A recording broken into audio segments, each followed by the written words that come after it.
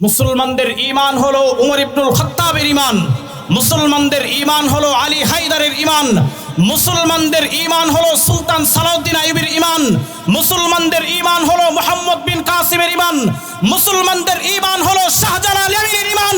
অতএব মুসলমান নারায়ে তাকবীরের ধ্বনি দিয়ে সামনের দিকে আগাবে। রাম বাম নাস্তিক মুরতাদ তারা লেজ গুলিয়ে পিছু হটতে বাধ্য হবে। কথা বলেন, মুসলমানদের ঈমানের আওয়াজ কখনোই নিচু হওয়া যাবে না। মুসলমানদের ঈমানের আওয়াজ হবে শাহজালাল ইয়ামিনীর মতো। কারণ যেই শাহজালাল ইয়ামিনী এই বাংলার জমিনে এসে নারায়ে তাকবীরের ধ্বনি দিয়েছিল, তার নারায়ে তাকবীরের ধ্বনির উচ্চ আওয়াজে রাজা গৌর গোবিন্দ বাংলার মাটি থাকতে বাধ্য হয়েছে। কথা বলেন ঠিক কিনা? ছুটে এই শাহজালালের নির্ভীক সৈনিকেরা খতম করো গোবিন্দের ওই চেলা চামুন্ডা গোলা। রসুল বলতে হবে ঠিক কিনা? ছুটে এই শাহজালালের নির্ভীক সৈনিকেরা খতম করো গোবিন্দের ওই চেলা চামুন্ডা গোলা। অলিদের এই ভূমিতে, অলিদের এই ভূমিতে বিপ্লবেরই মশাল জ্বালা। ছুটে এই শাহজালালের নির্ভীক সৈনিকেরা খতম করো গোবিন্দের ওই চেলা চামুন্ডা গোলা। কথা বলেন ঠিক কিনা? শাহজালালের স্বপ্ন ছিল আল কোরআনের জ্বলবে আলো, শাহজালালের স্বপ্ন ছিল আল কোরআনের জ্বলবে আলো। সে আলো ছড়িয়ে দিতে, সে আলো ছড়িয়ে দিতে বিপ্লবেরই মশাল জ্বালা। কথা বলেন ঠিক কিনা? ছুটে এই শাহজালালের নির্ভীক সৈনিকেরা খতম করো গোবিন্দের ওই চেলা চামুন্ডা গোলা। জোরে বলেন আল্লাহু আকবার। মুহতারাম হাজরিন, আমরা যদি আমাদের ঈমানকে মজবুত না করি, আমরা যদি আমাদের ঈমানকে তাজা না করি, আমরা যদি আমাদের ঈমানকে সঠিক না করি, আমরা যদি আমাদের ঈমানকে কঠিন না করি, শক্ত না করি, সজীব না করি, তাজা না করি, তাহলে আমাদের এই দেশে বিভিন্ন জায়গায় গ্রামে অঞ্চলে আনাচে কানাচে এই যে অশিক্ষিত গণ্ড মূর্খ আউল বাউল ফাউলরা, তারা আমার মহান রব্বুল আলামিনের শানে কটূক্তি করেছে, বেয়াদবি করেছে। এদের চূড়ান্ত শাস্তি, ফাঁসির আইন করতে হবে তাদেরকে। আমার আগে যিনি বয়ান করেছেন মোহতারাম, উনি বলেছিলেন যে বাউলারা এরা বলে নামাজ কালাম এগুলো পড়তে হয় না। এদেরকে যদি জিজ্ঞাসা করেন যে নামাজ কালাম কেন পড়তে হয় না, এরা বলে কি যে নামাজ হলো ধ্যানের বিষয়। নাউজুবিল্লাহ বললেন না? নামাজ নাকি এরা ওই মারেফতিভাবে পড়ে। আবার এরা গানও বানাইছে, কয় কি মুর্শিদে মুর্শিদে যে কইরাছে জপন, বিনা দুধে দই বানাইয়া খাইতাছে মাখন। নাউজুবিল্লাহ কইবেন না? আর সেই মাখন খাইলে পরে ভবে ক্ষুধা তৃষ্ণা লাগে না, লোহারে বানাইল রে খাঞ্চা সোনা। ও প্রাণের সখী গো, গান গায় বাবার, আবার শেষে যায় সখীর টান দেয়। শুনতে অনেক সুন্দর শোনা যায় না? শরীরে একটা ভাব চলে আসে। কিন্তু কত বড় কুফরি কথা জানেন? বলে কি যদি কেউ বাবা বাবা জিকির করে তাহলে তার জন্য জান্নাতে যাওয়া ওয়াজিব, তার আর শরীয়তের প্রয়োজন নাই। মানে যদি মারেফত কারো অর্জন হয়ে যায় তাহলে আর তার শরীয়তের প্রয়োজন পড়ে না। নাউজুবিল্লাহ বললেন না? যে এরা হলো ঈমান চোর। এরা কি চোর? ঈমান চোর। চলে বলে কলা কৌশলে এরা আমাদের সাধারণ মুসলমানদের ঈমানকে হরণ করতে চায়, চুরি করতে চায়। এই জন্য মুহতারাম হাজরিন, এদের থেকে আমাদের সাবধান থাকতে হবে। এই ঈমান চোর যারা আছে এদেরকে আবার সাপোর্ট করে হলো আপনার আমাদের দেশে কিছু সুশীল আছে, কিছু সুশীল আছে বামপন্থী নাস্তিক্যপন্থী, এরা আবার বাউলদেরকে সাপোর্ট করে।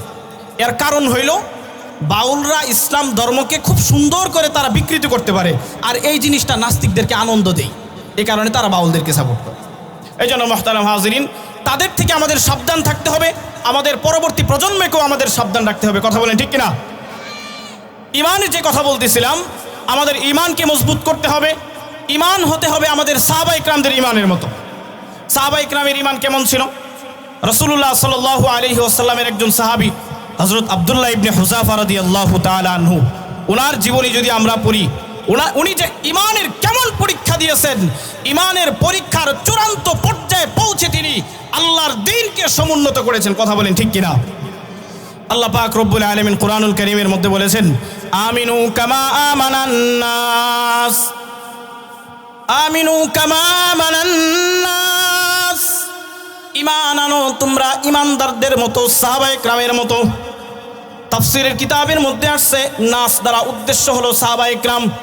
সাহাবায়ে কিরামের ঈমান কি পরিমাণ মজবুত ছিল, সাহাবায়ে কিরামের ঈমান কি পরিমাণ সজীব ছিল, তাজা ছিল।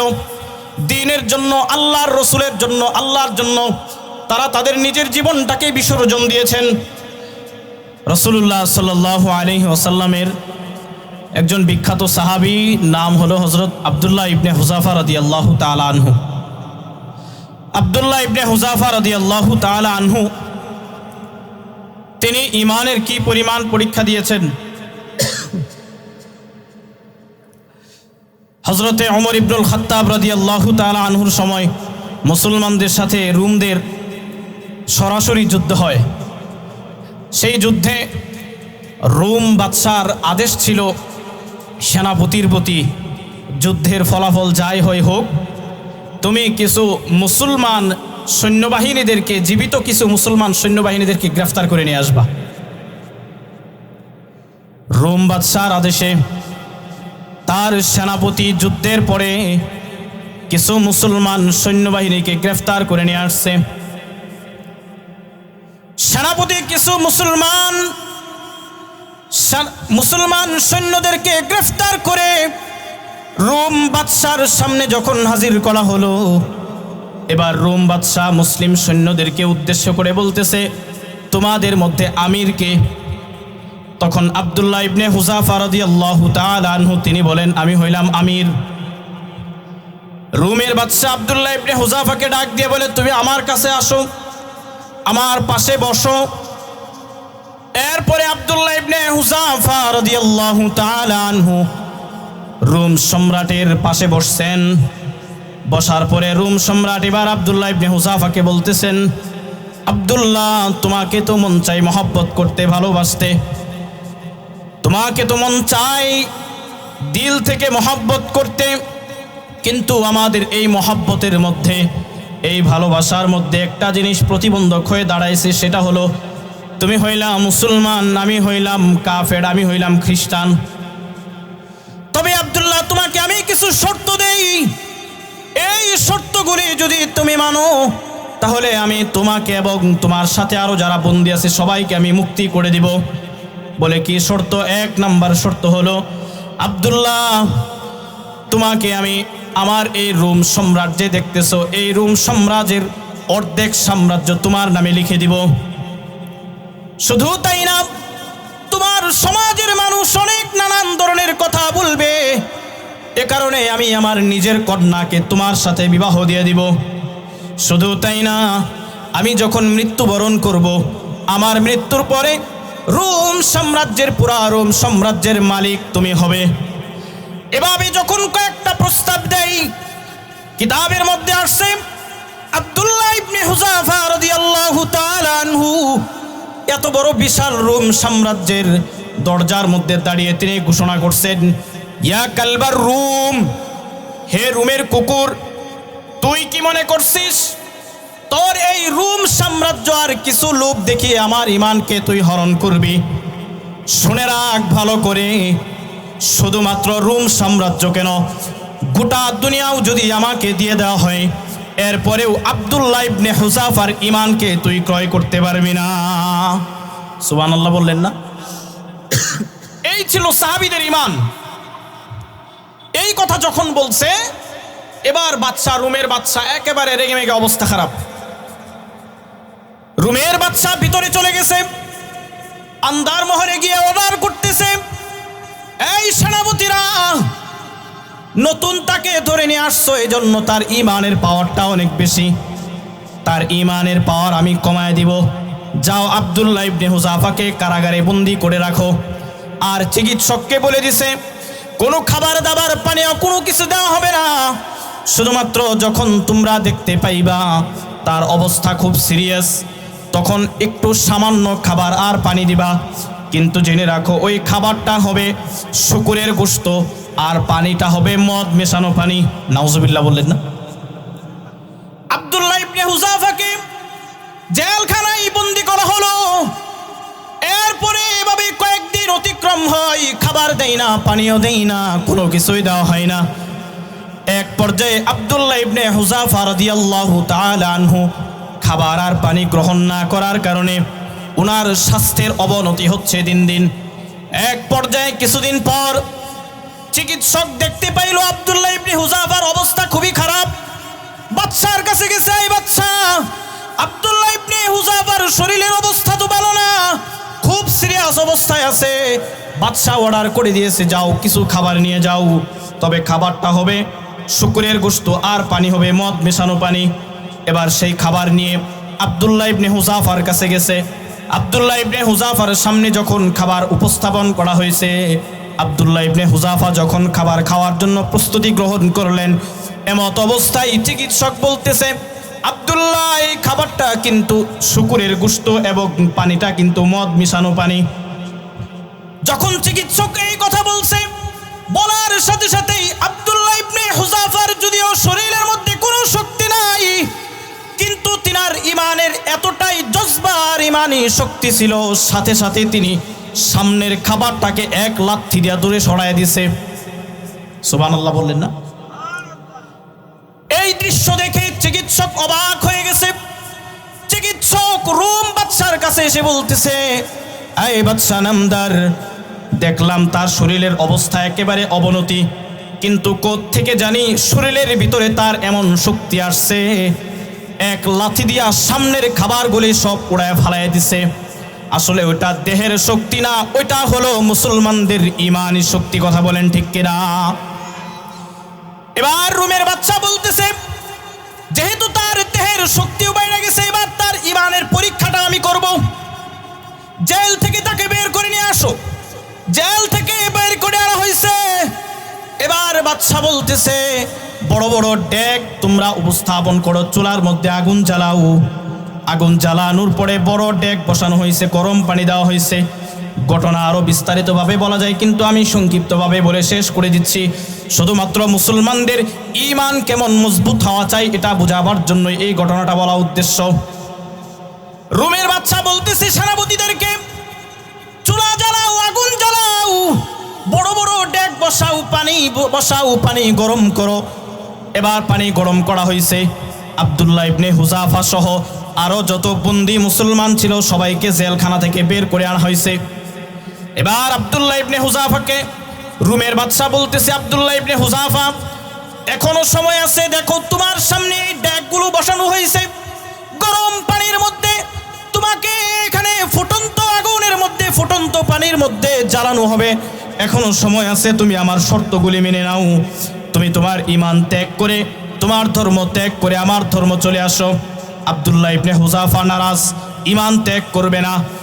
জীবন যাই যাক, আগুনে পড়লে পড়ুক, সিদ্ধ করে ফেললে ফেলুক, এরপরেও নিজের ঈমানকে বিক্রি করা যাবে না। এবার রোমের বাদশা আব্দুল্লাহ ইবনে হুযাফার সামনেই আরো একজন বন্দীকে ধরে আইনা চোখের সামনেই ফুটন্ত গরম পানির মধ্যে ফালায় দিছে। ফুটন্ত গরম পানির মধ্যে ফালায় দেওয়ার পর ওই কয়েদি এক পর্যায়ে শাহাদাতের সুধা পান করে ফেলে আল্লাহর জান্নাতের মধ্যে সে চলে গিয়েছে। এই দৃশ্যের পরে আব্দুল্লাহ ইবনে হুযাফাকে বাদশা বলতেছে, এখনো সময় আছে, তুমি তোমার ধর্ম ত্যাগ করে আমার ধর্ম চলে আসো, আমার শর্তগুলি মেনে নাও। আব্দুল্লাহ ইবনে হুযাফা বলে, অসম্ভব, আমি আমার ধর্ম, আমার ঈমানকে ত্যাগ করতে পারবো না। এক পর্যায়ে যখন আব্দুল্লাহ ইবনে হুযাফাকে যখন প্রস্তুত করা হলো ওই গরম ফুটন্ত পানির মধ্যে ফেলার জন্য, আব্দুল্লাহ ইবনে হুযাফাকে যখন ওই গরম পানির মধ্যে ফোটানো গরম পানির মধ্যে নিয়ে যাওয়া হচ্ছে, এমত অবস্থায় আব্দুল্লাহ ইবনে হুযাফার চোখ দিয়ে পানি বের হয়ে আসছে। রোমের বাদশা মনে করছে এবার বুঝি একটু কাজ হয়েছে, আব্দুল্লাহ ইবনে হুযাফা বুঝি এবার ফিরে আসবে ধর্ম থেকে। কিন্তু না না, আব্দুল্লাহ ইবনে হুযাফা রোমের বাদশাকে ডাক দিয়ে বলে, আয় বাদশা, আমার চোখ দিয়ে কেন পানি বের হয়েছে তুই জানিস না? আমার চোখ দিয়ে পানি বের হয় নাই, আমার চোখ দিয়ে জন্য পানি বের হয় নাই যে আমাকে মৃত্যু দেওয়া হবে, আমাকে গরম ফুটানো পানির মধ্যে জ্বালানো হবে, আমাকে সিদ্ধ করা হবে, এই জন্য আমার চোখ দিয়ে পানি বের হয় না। আমার চোখ দিয়ে পানি বের হচ্ছে এই জন্য আমি আল্লাহর কাছে দোয়া করতেছি, আয় আল্লাহ, তুমি আমাকে একটা জান দিয়েছো, একটা কবজ দিয়েছো, একটা রূহ দিয়েছো। দিয়েছো, আর একটা রূহকে, আমার একটা জীবনকেই তোমার দিনকে সমুন্নত করার জন্য, তোমার দিন প্রতিষ্ঠা করবার জন্যে আমি তোমার রাস্তায় শহীদ হইতেছি। আয় আল্লাহ, এমন একটা জীবন নয়, তুমি যদি আমাকে 1000 জীবন দান করতা, তাহলে আমি আব্দুল্লাহ ইবনে হুযাফা 1000 জীবনকেও তোমার রাস্তায় আমি শহীদ করে দিতাম। এই কথা যখন বলছে, বাদশাহ, রুমের বাদশাহ তো তখন মনে মনে একদম পোড়া ভেঙে গেছে, আরে তো দেখি মানুষই না। এবার রুমের বাদশাহ বলতেছে, আচ্ছা ঠিক আছে। রুমের বাদশাহ চিন্তা করে, এখন যদি আব্দুল্লাহ ইবনে হুযাফাকে হত্যা করে ফেলি, যদি হত্যা করে ফেলি তাহলে তো আমি পরাজয় বহন করলাম, মানুষ আমাকে দুর্বল ভাববে। না না, কিভাবে আব্দুল্লাহ ইবনে হুযাফাকে মুক্তি দেওয়া যায়, এই ফন্দি খুঁজতেছে। এক পর্যায়ে আব্দুল্লাহ ইবনে হুযাফাকে বলতেছে, আব্দুল্লাহ, তুমি আমার কপালে একটা চুমু দাও, বিনিময়ে আমি তোমাকে মুক্তি করে দিব। আব্দুল্লাহ ইবনে হুযাফা বলে, না, শুধু আমাকেই না, আমার সাথে আমার যত মুসলমান ভাই আছে, আমার যত সাথী আছে, আমার সকল সাথীকে আমি সহ মুক্তি দিতে হবে। এই কারণেই আমি তোমার কপালে চুমা দিব, না হয় চুমা দিব না। এই শর্তে রাজি হয়ে গেছে বাদশাহ। রাজি হয়ে যাওয়ার পর আব্দুল্লাহ ইবনে হুযাফা রুমের বাদশার কপালে একটা চুমা দেই, আর একটা চুমার বিনিময়ে আব্দুল্লাহ ইবনে হুযাফা সহ তার সকল সাথীদেরকে সে মুক্তি দিয়ে দিছে। এখান থেকে আমাদের বোঝার বিষয় হলো, সাহাবীদের ঈমান চোখের সামনে মৃত্যুকে দেখতেছে, এরপরেও কাফেরের কাছে, কাফের বাদশার কাছে নিজের ঈমানকে বিক্রি করে দেয় নাই। আর তাদের ঈমান থেকেই আমাদের ঈমানকে শিক্ষা নিতে হবে। কথা বলেন ঠিক কিনা? আমরা তো কমজোর ঈমানদার, আমাদের ঈমান হলো দুর্বল ঈমান। আমাদের এই ঈমানকে মজবুত করতে হবে, আমাদের এই ঈমানকে তাজা রাখতে হবে, আমাদের এই ঈমানকে সজীব রাখতে হবে। এই জন্য মুহতারাম হাজিরিন, উলামায়ে কেরাম যে কথাগুলো বলবেন, আমরা অবশ্যই আমাদের ঈমানকে মজবুত করার লক্ষ্যে আমরা উলামায়ে কেরামের কথাগুলি খুব মনোযোগ সহকারে আমরা শ্রবণ করার চেষ্টা করব ইনশাআল্লাহ। আল্লাহ তাআলা আমাদের সবাইকে তৌফিক দান করুন। সকলে বলি আমিন। ওয়া আখিরু দাওয়ানা আলহামদুলিল্লাহি রাব্বিল আলামিন।